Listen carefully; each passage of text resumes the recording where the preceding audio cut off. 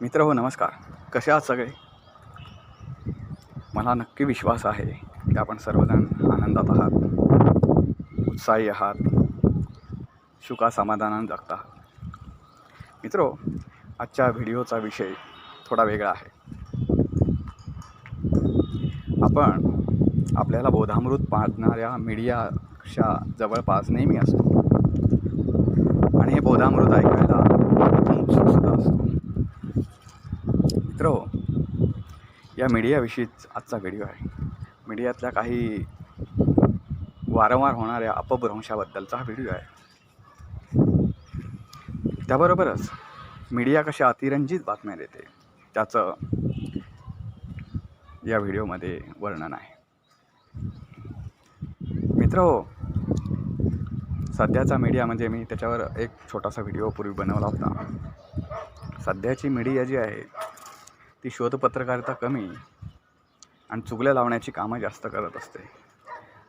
चुगल्या लावण्याची म्हणजे याच्यासाठी राजकीय बातम्यांमध्ये राजकारण कोणाचं चांगलं काय चांगलं काय वाईट ह्याच्यापेक्षा सकाळी उठून एका नेत्याकडे जायचं, त्याची कुठल्या तरी विषयावर प्रतिक्रिया घ्यायची, त्यानं प्रतिक्रिया दिली की त्यानं ज्याच्यावर आरोप केले त्या दुसऱ्या नेत्याकडे जाऊन त्याची प्रतिक्रिया घ्यायची, अशा म्हणत दिवस त्याचे 24 तास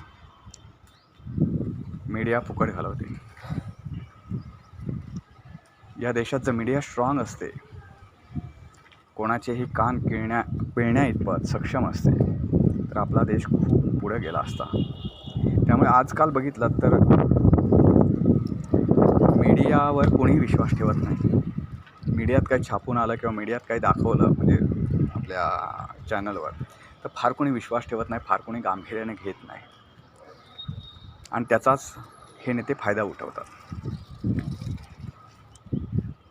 तर मित्र हो, हा सोशल मीडिया असेल किंवा मीडिया असेल आपला, तर हा विषय आजचा आपल्या व्हिडिओचा विषय असा आहे आज की अतिरंजित जे काय असतं त्याच्यावरचं आणि काही विनोदी गोष्टी छापून येतात किंवा ऐकल्या जातात असं त्याच्यावरचा विषय. मित्र हो, तुम्हाला अनेक वेळा पेपरमध्ये असेल किंवा चॅनलवर असेल अल्पवयीन मुलीला किंवा मुलीला, विवाहित महिलेला फूस लावून पळवलं, असं खूप शब्दप्रयोग ऐकायला येतो. आता मला एक कळत नाही, फूस लावून जे पळवतात ती फूस नेमकी मिळते कुठं? कुठल्या बाजारात विकत मिळते का किंवा काय? ह्या ऐकून अक्षरशः हसायला येईल असं हे वाक्यरचना असते. अमुक अमुकीला फूस लावून पळवले. आणि तुम्ही रेपच्या घटना असतील किंवा विनयभंगाच्या घटना असतील त्यावेळेला अतिरंजित म्हणण्यापेक्षा इतक्या हास्यास्पद असतात. म्हणजे तुम्हाला एक मी उदाहरण सांगतो. एक रेपची केस होती, माझ्या वाचनात आली. एका कंपनीत बाई जी होती, विवाहित स्त्री, 2 मुलांची आई, ती एका कंपनीत कामाला जायची आणि त्या कंपनीत सोडण्यासाठी त्या काही बायाने 5-6 बायाने मिळून असं एक व्हॅन केली होती. त्या व्हॅनमधून ती बाई जायची आणि त्या बाईपेक्षा 5-7 वर्षांनी लहान असलेला एक ड्रायव्हर होता त्या व्हॅनवर. त्याला ती आवडायला लागली. त्यांना त्या बाईची एक मैत्रीण होती, तिच्याशी संपर्क करून माझं तिच्याशी जुळवून दे असं सांगितलं आणि त्या बाईनं तिला नकार दिला. असं ही बातमीत तर सांगतो बरं मी, फॅक्ट काय हा नंतरचा विषय, पण बातमीत काय लिहिलं होतं हे सांगतो. तर मग त्यानं तिची जी कॉमन फ्रेंड होती दोघांची, त्या बाईची आणि ह्या ड्रायव्हरची, तिला सांगितलं की बाबा तिला सांग की मी फिरायला बाजारपेठेत जाते, मला शॉपिंगला जायचं आहे या ड्रायव्हरबरोबर. शॉपिंगला जात आहे म्हटल्याबरोबर ती तयार झाली. तिला माहिती होतं अगोदरपासून की ड्रायव्हर पण आहे, तो आपल्याकडे कुठल्या नजरेने बघतो हे माहीत असून शॉपिंगला गेला.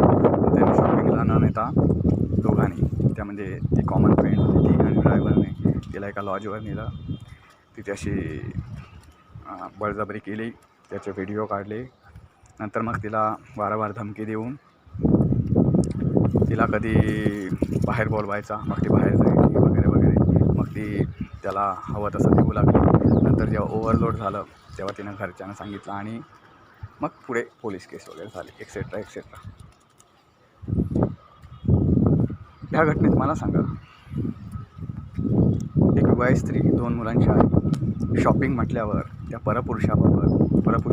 परपुरुषासोबत जाण्याची, जो तिच्याकडे कुठल्या नजरेने बघतो हे तिलाही माहिती आहे, तर अशासोबत शॉपिंगला जाण्याची काय गरज होती.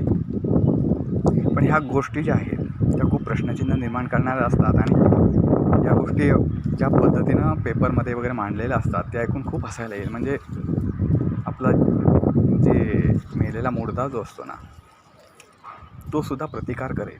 मग ह्या लेडीज का नाही करीत प्रतिकार?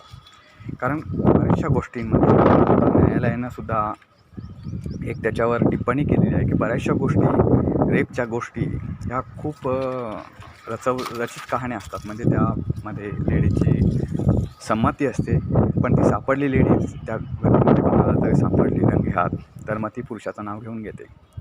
त्यामुळे रेपमधून आरोपी सुटण्याचं प्रमाण जास्त आहे.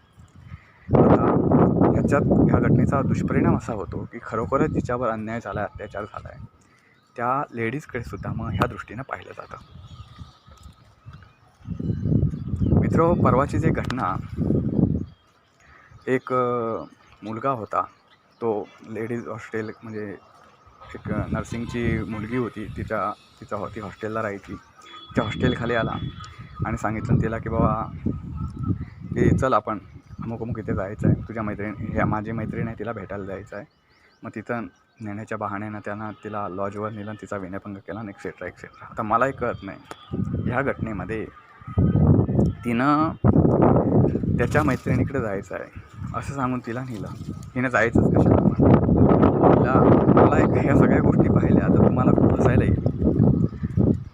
असा खूप हसण्यासारखी गोष्ट आहे की तुम्ही एवढ्या शिकल्या सवयला नर्सिंग कॉलेजची मुलगी म्हणजे काय अगदी चढाणी नव्हे. तिला तर कळायला पाहिजे की आपण कोणावर जातो आहे, कशाला जायचं आपल्याला अशा ठिकाणी जायलाच पाहिजे का? या किरकोळ गोष्टी अशा असतात की त्या खूप हास्यास्पद असतात. त्या तुम्ही जेव्हा बातमीमध्ये वाचाल तेव्हा कळेल की जिवंत मुर्द्यासोबत त्यानं मेलेल्या मुर्द्यासोबत काय करतो आहे की काय, असं. म्हणजे त्यानं तिला तिथे बोलावून मग ती तिथे गेल्यावर त्यानं असं केलं. अरे अक्कल गेली कुठे ह्याचा कधीच आपण बातमी वाचताना आपणही विचार करीत नाही, किंवा पोलीस ही गुन्हा नोंदवताना ह्याचाही विचार करीत नाही. ह्या गोष्टीचा जाबही विचारला जात नाही त्या लेडीजला की बाबा तुला बोलवलं आणि तू गेली, तुला नवरा असताना, तर तू का गेलीस त्याच्याबरोबर, असं कधीच कोणी विचारत नाही, असं मला तरी वाटतं. तर हा विषय झाला रेप किंवा अत्याचार किंवा विनयभंगाच्या घटनेचा. त्या याच्यामुळे होतं कसं काय की ज्यांच्या बाबतीत खरोखरच अशा घटना घडलेल्या असतात त्यांच्याकडे बघण्याचा दृष्टिकोन वेगळा राहतो. मित्र, एक राजकीय नेता होता आणि त्यानं मध्ये पक्षांतर केलं आणि त्याने मग विचारलं की तुम्हाला पक्ष सोडताना कसं वाटतं. मग त्याने सांगितलं की पक्षातल्या आठवणी सांगितल्या आपल्या, आणि मग उगाच त्याच्या आता पिक्चरमध्ये कसं दाखवतात डोळ्यात असरून असला तरी असे डोळे असे पुसल्यासारखे, तर त्यांना नुसते डोळे पुसल्यासारखे केले. आणि खाली एका त्या चॅनलनं त्या खाली लिहिलं काय होतं माहिती आहे का की तुम्ही आठवणी काढता अमुक हे ढसाढसा रडायला लागले. अरे ढसाढसा कसं रडता? डोळ्यात न आलेले अश्रू टिपणारा किंवा आलेले अश्रू, समजा डोळ्यात 2-4 अश्रूचे थेंब उभे राहिले आणि ते त्यानं पुसले आणि त्या काढा डोळ्याच्या पुसले आणि म्हणजे ढसाढसा रडलं का? म्हणजे जे व्हिडिओवर दाखवत आहेत, बरं वर व्हिडिओ दाखवत आहेत त्याचा काय कसं तो त्या व्हिडिओमध्ये स्पष्ट दिसतो आहे की असं डोळ्याच्या काळा पुसला आणि हे खाली लिहितात ढसाढसा रडणं म्हणजे काय? म्हणजे जे आहे ना ते किती खूप गंभीर आहे असं भासवण्याचा प्रयत्न मीडिया करीत असते. आता फूस लावून पळवण्याचा तुम्हाला प्रकार मगाशी सांगितला. फूस लावून पळवणं म्हणजे काय? फूस लावून पळवणं, लग्नाचा आमिष दाखवून पळवणं. मग तुम्हाला सांगतो, विवाहित स्त्रियांना सुद्धा लग्नाचं आमिष दाखवून पळवलं जातं. त्या विवाहित स्त्रियांना काही कळत नाही का की आपण शादीसुद्धा आपण आवरत आहोत, तर आपण हे कशाला नसत्या भानगडीत पडायचं लग्नाचं आमिष दाखवून. तुमचं ऑलरेडी एक लग्न, बरं करायचं आहे तुम्हाला लग्न, तर लग्न पहिलं लाव, मग पुढच्या गोष्टी करू, असं सांगता येत नाही का? असे मीडिया ऐकताना काही पडलेले प्रश्न. दुसरा एक प्रश्न, अमुक एका गोष्टी असं क्राईमची बातमी असते, पोलिसांनी घटनेचं वृत्त करताच पोलिसांनी घटनास्थळी धाव घेतली. तर कुठे पोलीस धाव घेतात? पोलीस कुठं धाव घेतात. पोलीस त्यांच्या हळूहळू त्यांच्या नेहमीच्या स्टाईलनं हे करतात, गाडीत बसतात आणि गाडी ही नेहमीच्या स्पीडने जाते. हां, आरोपीचा पाठलाग करतात वगैरे त्या गोष्टी वगळून टाका बरं. म्हणजे पोलीस काहीच करीत नाही, पोलीस कोणता पाठलाग करीत नाहीत का वगैरे असं म्हणणं हे चुकीचं आहे. पोलीस खूप आरोपींचा पाठलाग करतात, त्यावेळी खूप त्यांना धावायला लागतं वगैरे, ह्या सगळ्या गोष्टी बरोबरच आहेत. म्हणजे त्याच्यावर मी प्रश्नचिन्ह उभं करीत नाही. मी फक्त असं करतो की अमुक एक ॲक्सिडेंट झाला आहे, कोणाला तरी खरचटलं तिथं आणि त्या बातमीत लिहिलेलं असतं की पोलिसांनी माहिती कळतात घटनास्थळी धाव केली. घटनास्थळी धाव घेतली म्हणजे काय, तर धावत गेला की काय पोलीस स्टेशनपासून घटनास्थळापर्यंत. अशी अतिरंजित काही बातमी लिहिलेलं असतं. मित्रहो, अशा खूप रंजक गोष्टी तुम्हाला पेपर वाचताना किंवा चॅनल बघताना नक्की आढळत असतील. तर ज्या काही आढळल्या असतील तर माझ्या ज्ञानात भर घालणारे असतील तर तुम्ही नक्कीच कॉमेंट्समध्ये लिहा. व्हिडिओ लाईक करा, शेअर करा आणि चॅनलला सबस्क्राईब करा. पुन्हा भेटू परत एका नवीन व्हिडिओसह. तोपर्यंत नमस्कार.